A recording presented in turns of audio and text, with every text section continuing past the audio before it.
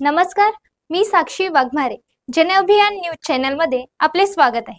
पाहूया आजच्या ठळक घडामोडी. सामाजिक वनीकरण व उत्थान फाउंडेशनच्या माध्यमातून रोपवाटिकेमध्ये प्रथमच जिल्ह्यात साजरा केला रोजगार दिवस व महिला मजुरांसोबत भाऊबीज. जिल्ह्यातील पंचायत समिती अकोला अंतर्गत लोणी ग्रामपंचायत शिवारामध्ये असलेल्या सामाजिक वनीकरण विभागाच्या रोपवाटिकेमध्ये आज दिनांक 2/11/2025 रोजी उत्थान फाउंडेशन द्वारा दिवाळी भाऊबीज निमित्त मनरेगा मधील महिलांना साडीचोळी देऊन सन्मानित करण्यात आले.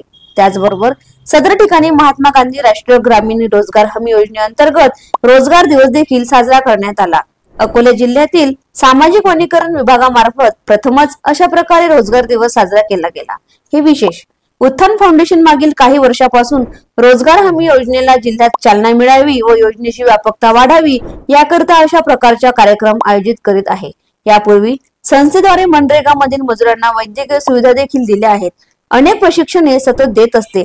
सदर कार्यक्रमाला सामाजिक वनीकरण विभाग अकोलाचे वनपरिक्षेत्र अधिकारी सी विवेक लाड, त्याचबरोबर उत्थान फाउंडेशनचे अध्यक्ष प्रवीण इंगळे, शुक्लोदन वानकडे, स्टेट बँक अकोल्याचे अधिकारी प्रशांत गवई, त्याचबरोबर सामाजिक वनीकरण विभागाचे कर्मचारी शरदचंद्र महाकाळ, गजानन थोरात, तेजराव इंगळे व रोजगार सेवक निवृत्ती काळे तसेच गावातील महिला पुरुष मजूर उपस्थित होते.